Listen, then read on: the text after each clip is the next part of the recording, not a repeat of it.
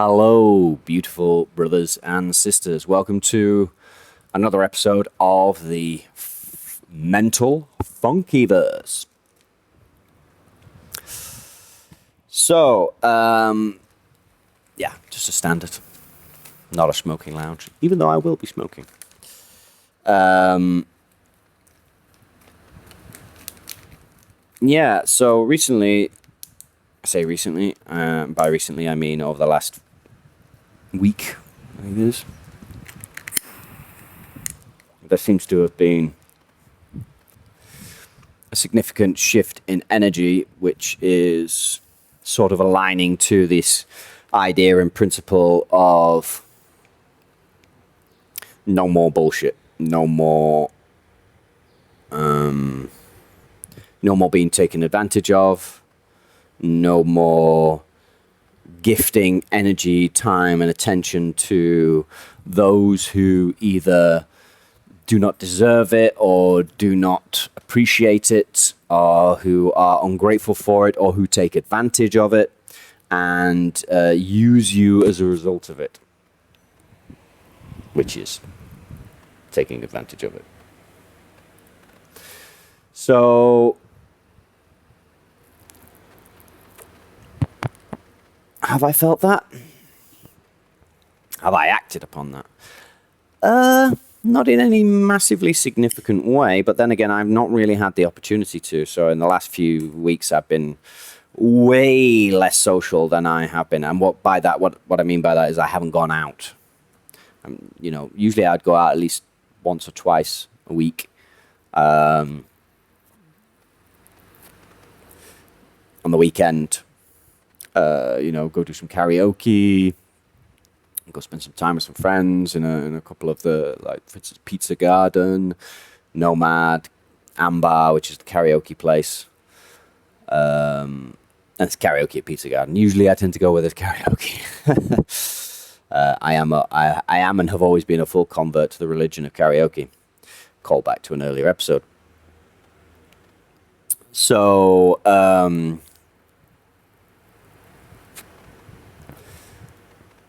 that's not been going on for me recently. So in that regard, I haven't really had much opportunity to sort of put my foot down, as it were, or to stand my ground, or to act upon this notion of being deleterious with one's application of energy, wisdom, and time. There are other regards I have. There are other instances where I suppose I have kind of done that. And I suppose in a way, by not going out and socializing as much as I have in the past, in a way that's kind of doing the same thing.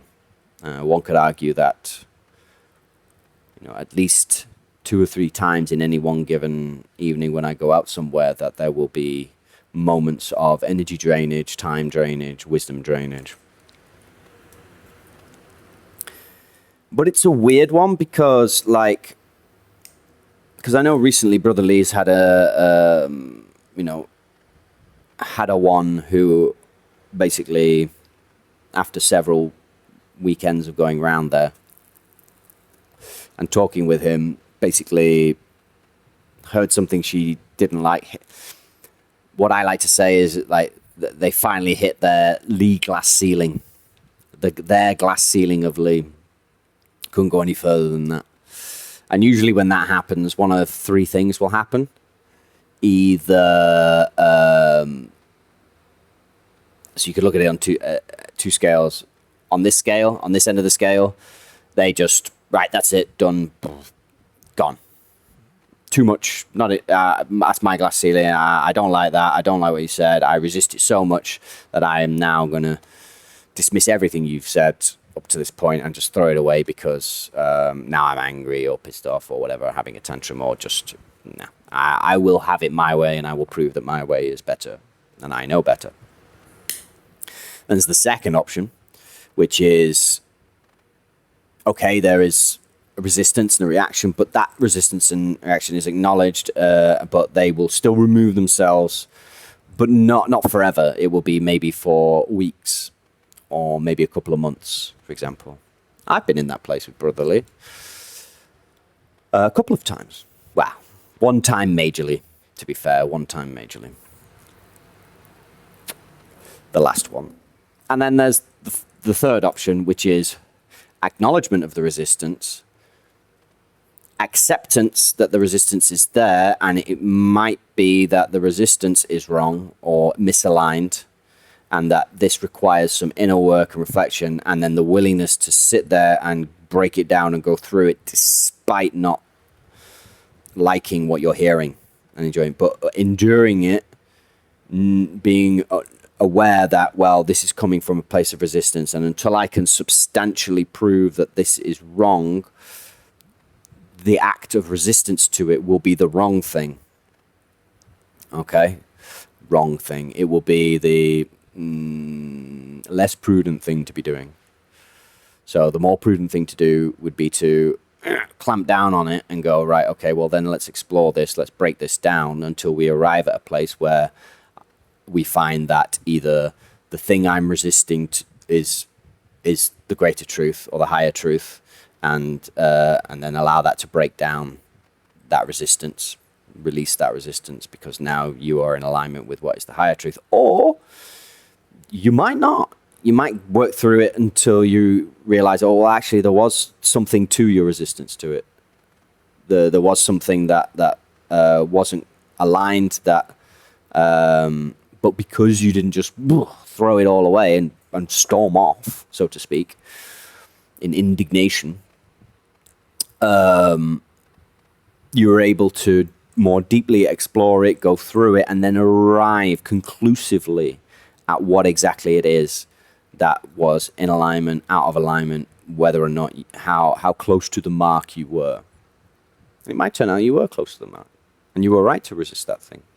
But you won't know until you actually explore it, until you actually sit down there and have a discussion and do the work, do the inner work, and do it with somebody who has gone through it and is able to assist you to break it down. But the person who is assisting you to go through it and helping to break it down, at that point, they are also open to change, and they are also open to adjusting their understanding and beliefs. If that process should arrive at a conclusion, that means that that is the case. Do you see what I'm saying? It's like, so either way, you arrive at what the case is. Either way, you will finally arrive at closer to what the actual truth is. Whichever side is more aligned with that. And ultimately, that's the point anyway. It's not there's no trophy for who was most aligned. There's no medal, there's no certificate.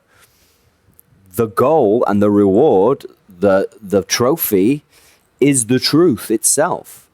And then knowing that truth, and then being able to act on the truth instead of just a belief that you think might be true. And even, but until you prove that until you conclusively arrive with the proof or the conclusion that it is true, until you do that, you don't know for sure. So even if it is true, you're still only acting on a belief. But once you lock it down and pin it and then experience it and integrate it, it's no longer a belief. So now you can carry on acting in that truth, but in full trust and in full solidity of the fact that you are now standing in truth. It's not just a truth that you believe or suspect or think is correct. Do you see what I'm saying? So it's always worth taking the third option, regardless of how painful and uncomfortable it might be in that moment. Not a lot of people can do that, though, yet. More and more people are being able to do it. That's true. Hardly any. A few years ago, that I knew of anyway. Almost no one that I knew of. Certainly before I met Lee and Dean and the rest. Even now, it's still limited, but not as much as it used to be. There is an opening now. Of course there is, because everything is shifting. Now, back to what I was saying at the beginning, this energy of no more. No more. No more will I be a martyr. No more will I undermine myself in order to fulfill some kind of role of saviour, martyr, saint, whatever, basically saviour complex, which comes from many, many different reasons and many, many different sources. But one of the main ones of that is certainly within me, and that was within me and was within the kinds of people that I tended to gravitate towards. It was coming from a good place. It was coming from a genuine place. It was coming from the idea of, I want to live in a better world. I want to live, and I want everybody to live in a better world, and I don't want anybody to suffer. And whenever someone who is suffering comes within my field of experiential reality, I will automatically take it as a sign from the universe that I am to help them. I am to give everything I am and I have to helping this person. No. That is now, that went for me a long time ago. Now this energy that's coming forward seems to be pushing that to apply to everybody. We'll see. I certainly don't have any more desires to go running off saving people and helping people. I'm happy to assist people, but I am far more discerning now. I am far more discerning now as to who I help, how I help them, to what level, how much energy do I pour in to that? Do I pour any energy into it? You can assist people without giving basically any energy other than that of saying something to them or just listening to them. But the overwhelming desire in the saint to be is to, step in and be the one that solves all of their problems so quickly. And, in the vainglorious hope that somehow will extrapolate to the rest of the world and help the rest of the world. I'm not sure. Anyway, that's a discussion for another video, diving into the psychology of the martyrs and the messiahs and the saviors and the healers. That's a classic one. I'm a healer. I heal people. Right. So what happens when there's nobody to heal? What? Well, do you believe the universe creates things based on your input of perception and opinion and belief and your actions? Well, yeah, of course I do. All right, okay. So if you say you're a healer, then that requires that there be people out there who need healing. So as long as you keep saying I'm a healer, the universe will keep shaping reality around you so that so that there are people who require healing. What if we said instead that we live in a world where nobody requires healing? I'm not a healer because I don't believe that we exist in a world with people that require healing.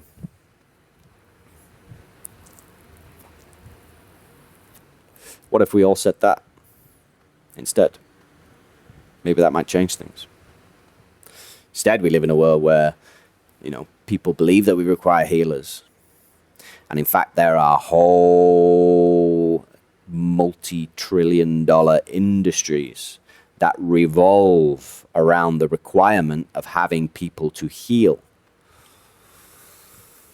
What happens when everybody's healthy? Where do all those trillions go? Certainly billions, hundreds of billions. Where do those industries go? What happened to those industries?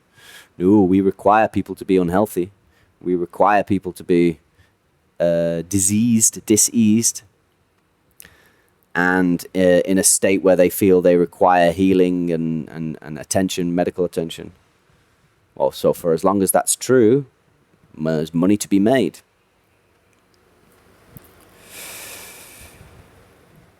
I often think that if there was no money in medicine, or if there was very little money in medicine, say there was about as much money in medicine as there was in, it was barely above an average, either an average wage or minimum wage in terms of, treating someone. How many people do you think would be sick?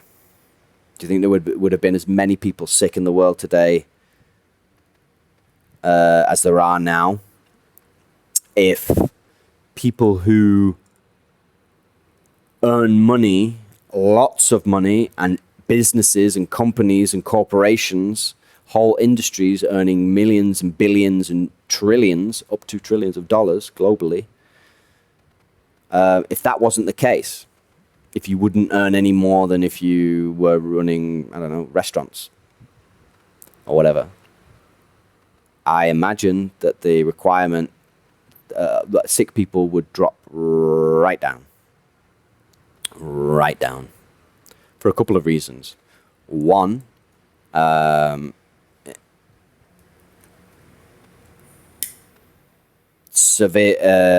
people who died of, people would probably more regularly pass on than have their life extended artificially.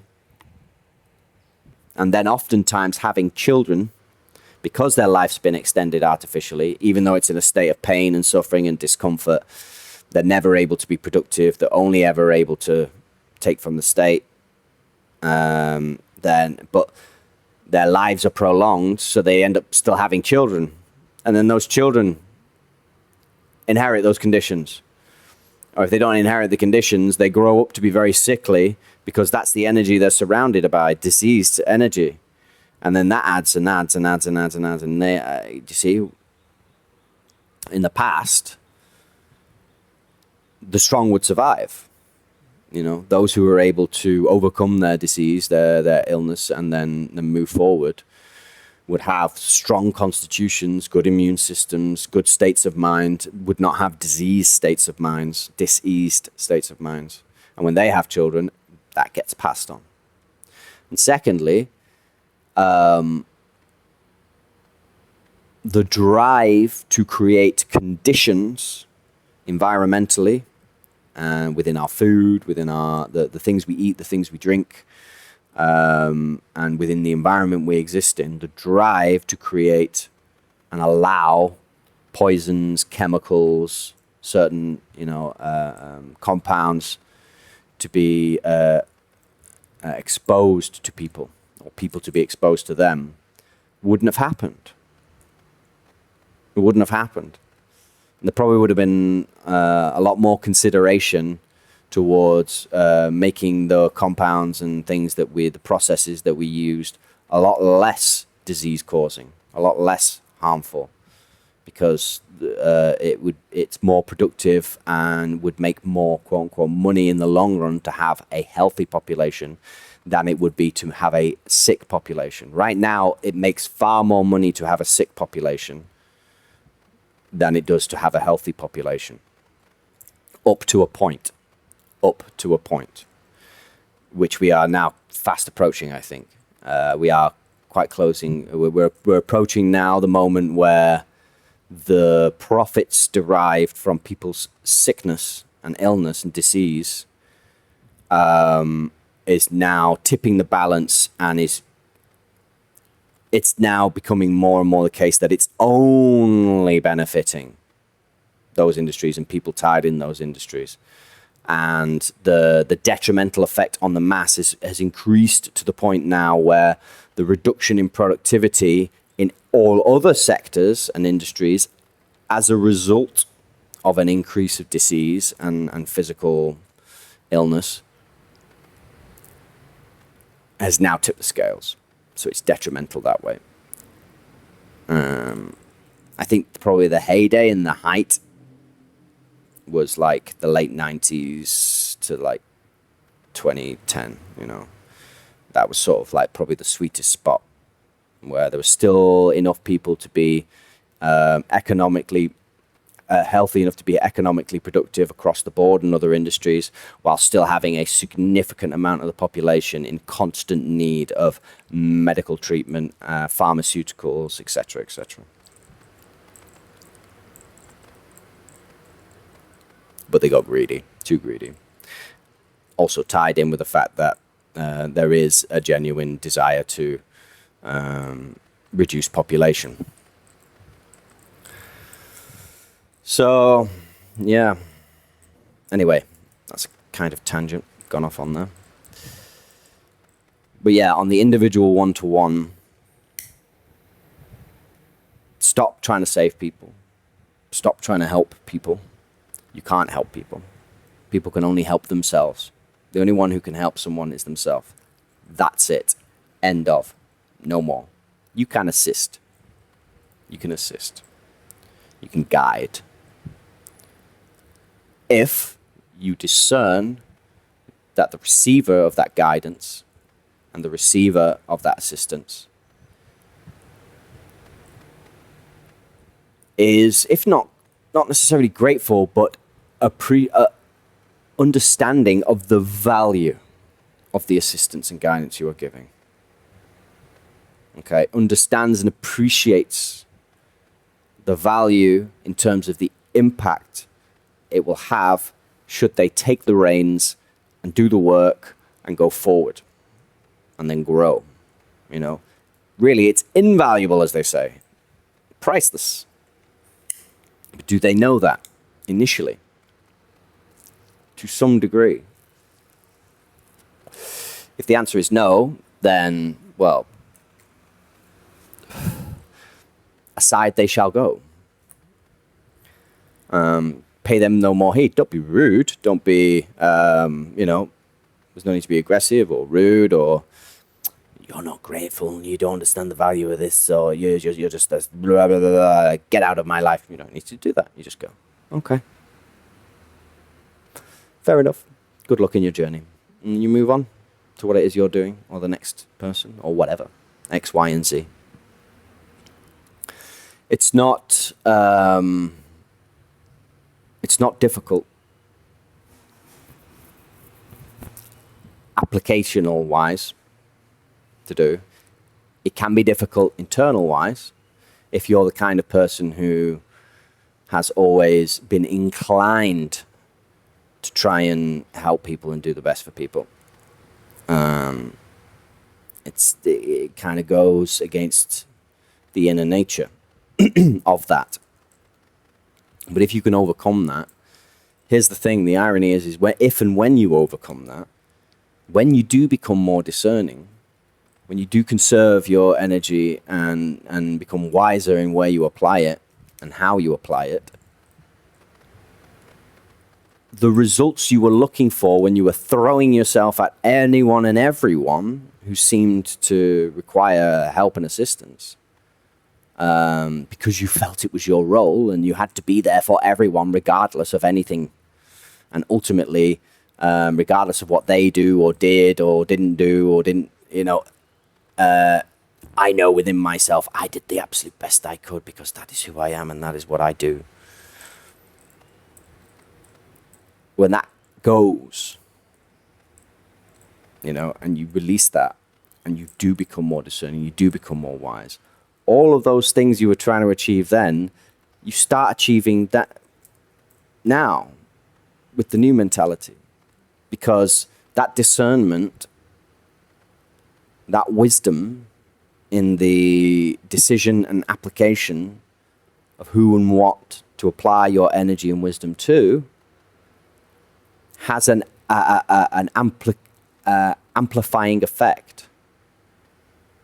Because when you assist somebody who is ready to be assisted and who is open to growth and open to assistance and is willing to receive it and understands, comprehends the value of it, and then actively seeks to apply it, the results of that will outweigh the last 100 people you try to assist and help in vain, regardless of what position they're in and regardless of whether they said they appreciated the help or they didn't act on it, or they ignored it completely, or they kept coming back and asking the exact same questions over and over and over again, refusing to, you know, keeping it going in here instead of making the attempt to apply it out there and then integrate it here. which just drained and drained and drained and drained and frustrated your time and frustrated your energy.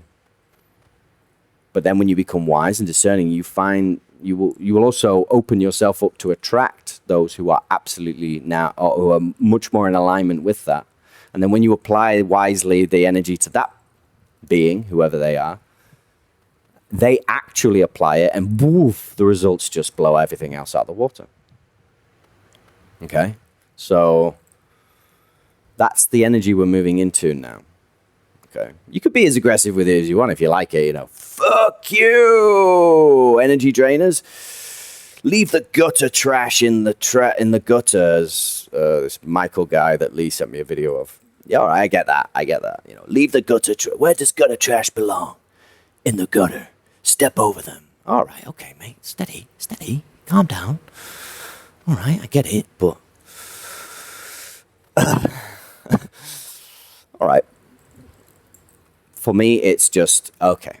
So we're in the time of discernment, and more discernment, more wisdom. Be diligent in the application of that wisdom.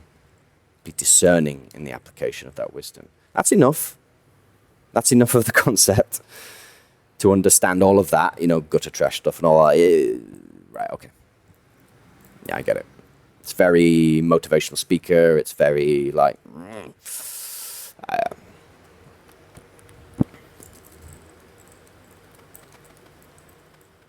So, in conclusion and summary, as I land my plane around about here, yeah, we are in the time where it is now very prudent for each of us to start understanding when and where we are placing our energy, our focus, who we are attempting to assist and guide, and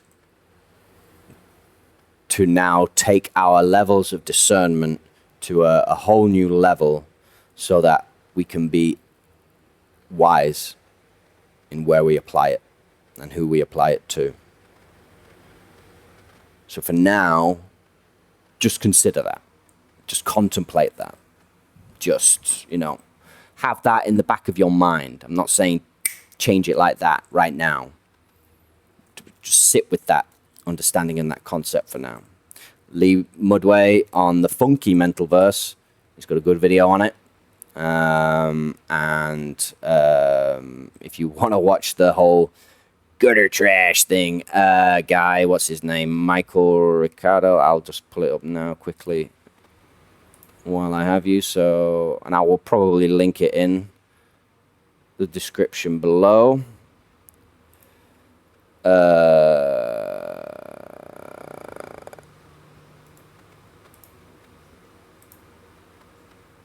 Yes, here we go. So it is Michael DellaRocca. Michael DellaRocca. Our Everyday Lives. That's the channel name. I will link it in the description if you want to watch that. It's a good video. Like I said, it's quite intense. It's quite intense. He's very, very American. He sounds like he's from New York, so very American, very New Yorky, and very like, wah. Okay, cool. Not my style anymore. Don't even think he ever was, really. And then check out Lee Mudway's video at the funky mental verse, which is also a commentary on this subject. Yeah. Discernment and wisdom in the application of your energy, your time, and your learning, really. Your assistance. Your assistance to others. This is all tied in with the understanding of our worth as individuals as well. So in doing this, we also tackle that. Okay. Thank you, beautiful brothers and sisters. If you watched up to now, God bless you. Thank you very much. As ever, be safe, be well, and I look forward to seeing you all again in the next installment.